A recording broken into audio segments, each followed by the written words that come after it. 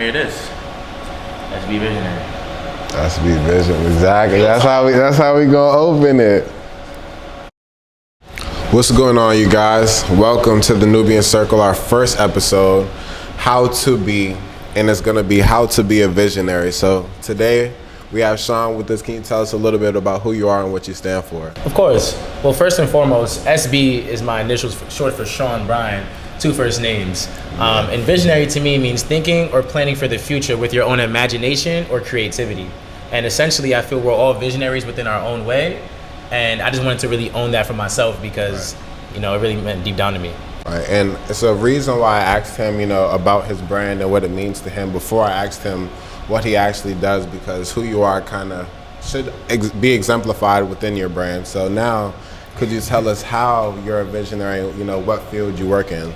Well, the way I've been able to become a visionary was through the art of photography and videography. I run a full-frame photography company called SB Visionary LLC, and through that we were able to work on portraits, graduations, events, and a lot of commercial corporate spaces, including branding deals as well. Right, and I'm a client myself, and he actually did a video with me and my mom at our winery, and you told us that it was your first time, or one of your first times more so, doing videography. So how has it been, working within the realm of creativity and just kind of expanding yourself and, testing new limits? Well, I would say it's been beautiful. Since I've started photography and now stepping more into videography, I noticed that the more I make myself uncomfortable, the more I gain out of the situation. Right. So in terms of that journey, it's been great. I feel like I'm learning every day. But yeah, it's been good. Okay, I love that. And what motivated you to start SB Visionary, and how did it come into fruition? Great question. So I feel with SB Visionary, it's always been deep down inside of me. It just needed a situation or a moment to occur to bring it out. Back in undergrad, I was playing football, and my whole life I kind of got clouded by that athlete judgment, thinking that I didn't need to focus on anything else other than the sport that I played.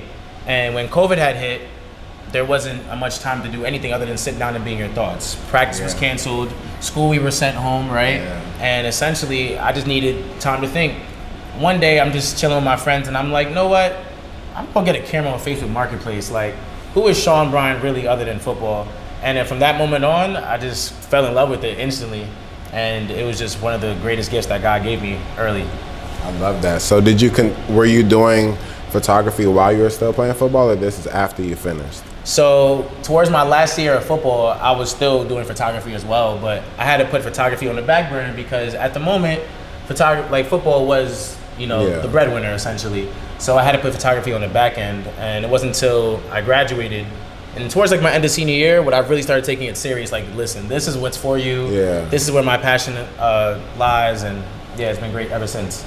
I love that. And you talked about school, and I know that you're in school right now and also working in corporate America while still doing SB Visionary. So how has it been for you, working those time constraints and stuff? And I know even for myself, a lot of times when we were in undergrad, it was like, I don't have time for this, but now being an adult, it's a little bit different. So how has that been for you? It's been tough. I think I can be fully transparent with that. It's been tough, but essentially nothing good comes easy. Right. And I think the number one thing that's been keeping me through it was obviously being strong in my word. And on top of that, really owning in on time management. I feel just because you're busy doesn't mean you're productive. Right. So you really have to make sure you set time apart to do the things you want to do and to accomplish the way you like it. Right. So outside of photography, what do you like to do? Outside of photography, I really love to work out and run. Okay.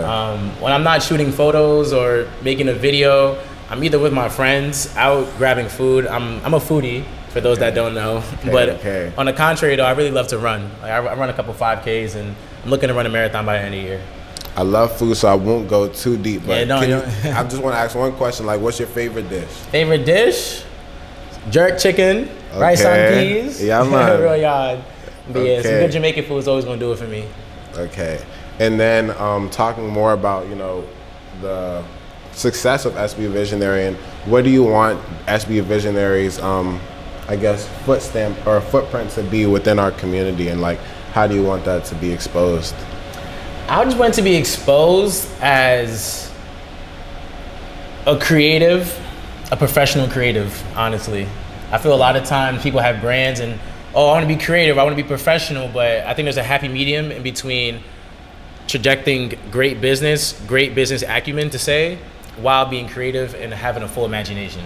Okay, professional creativity. So can you expand on that and tell us a little bit more about, like, what would you describe your photography style as, or your creative style per se? Okay, so in terms of my style, I can honestly say I haven't really developed a style, because being a visionary, my imagination is constantly running, constantly flowing, and the only constant thing in this world is change. So I can be a portrait photographer yesterday, but a lifestyle photographer today, and I really feel like that's the beauty of being a visionary and being a creative, is that I'm not limited to anything. Right, and so, but you said you haven't developed the style yet, so is that something that you want to do, or do you want to continue to kind of be that free-flowing creative? I definitely want to continue to be that free-flow creative. I don't plan on trying to find a niche or a particular style. I just think that whatever I can create, I can turn it into art. I don't want to put no limitations on myself. Okay. And I know you gave me the little patois real quick. So could we dive into a little bit more about your background? Where are you from? Where is your heritage and all that? My ethnicity, I'm 100% Jamaican, but I was born and raised. But I was born and raised in Brooklyn, but I grew up in Long Island. Okay. So I got a little mix of both worlds in New York while having the Jamaican culture.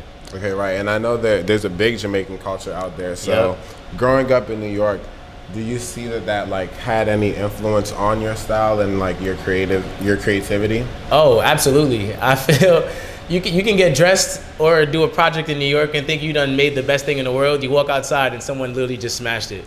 So I feel like that unwavering feeling of competition and that elusiveness of creativeness and the swag has just been crazy in New York. Like, there's never been just enough. You kind of always want more, kind of like that rat race of creativity. And while also New York being very diverse and having a lot of different tangibles to it, it's always kind of kept me on my toes, and I was able to apply that and bring that to the DMV. And are there any personal experiences that you went through or anything like that kind of played a role into how you started to see art?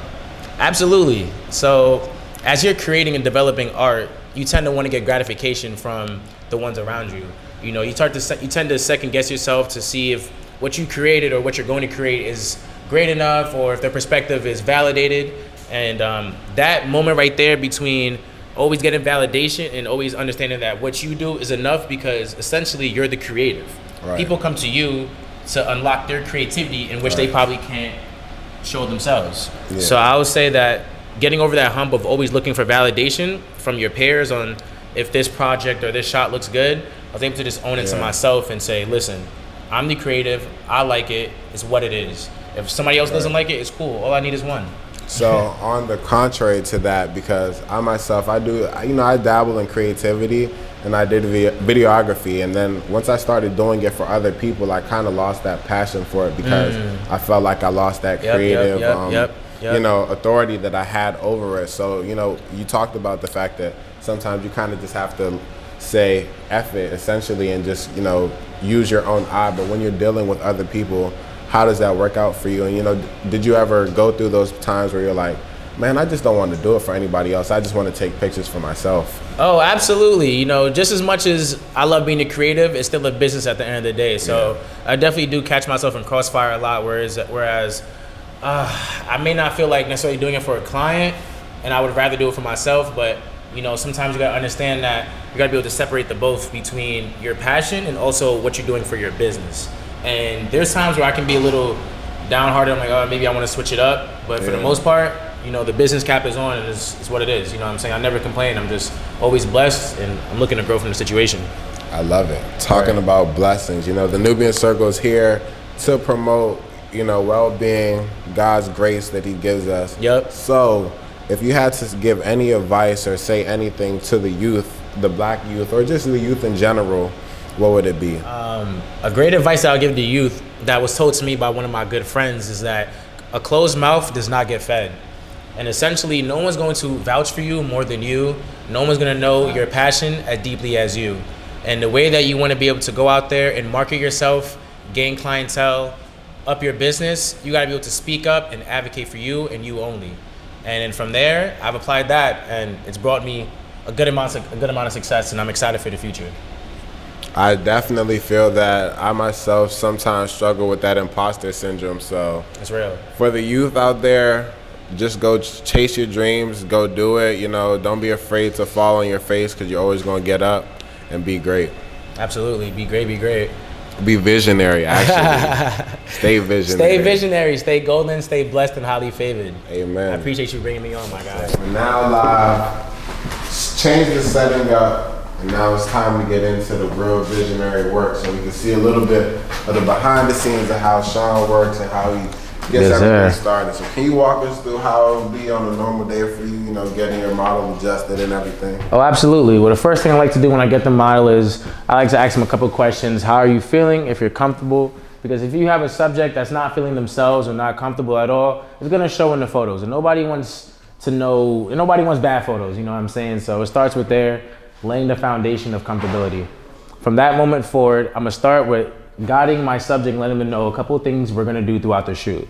So, for example, right here is gonna be for your chin, okay? So when I go like this, you're gonna follow with your chin, just like that, up, down, and for this is gonna be your head tilt. So go like this with me, come back, awesome. Now throughout the shoot, I'm gonna do a couple of those things to help guide them so I'm not overly talking or making them overly anxious by constantly adjusting and moving them. So just like that, if you don't mind, we're gonna be taking some shots from your torso up to begin. So do you mind chin down a little bit? Chin up a little bit, head tilt, good smile, 3, 2, and 1. 3, 2, and 1. Look all the way left, awesome. Now look all the way right, amazing. How do you feel? Good. Amazing. So in between every couple of shots, I like to touch base with my client and see how they're feeling, because as a photographer and creative, you can maybe catch yourself getting caught up in your own drama that you're not making sure the other person or other lens is as comfortable as you are. Because, you know, nobody's doing this alone. So, yeah. I see you talk a lot about the subject and then making sure they're comfortable. So within this whole process, what is your favorite part about it? Is it working with the subjects or, you know, what aspect is your? I would say my favorite part about it is really just the conversation. Like really being able to converse with others and get to know the client better, get to help them overcome whatever fears they may have in front of the lens. All that communication has been really almost one of my favorite parts, because essentially us humans were meant to coexist together, you know what I'm saying? We was born that way to be able to coincide with one another. So being able to do that through photography makes it a little bit easier and it's a lot more fun. And as we go along, it kind of just exemplifies why your name is SB Visionary. Absolutely. You talk a lot more about, it's more than just the photography, it's a lot about life stuff that you're talking about. Absolutely. There's a lot of life gems that people can take away from this. So I hope they're taking it away. And then I also wanted to ask you, you know, from some of your recent work or any recent projects you've had, which has been your favorite or, you know, the most monumental in your opinion? Well, my most favorite production that I've done, I can't even see it yet because it's not out, but it'll be out in a couple of weeks and you guys will see it soon.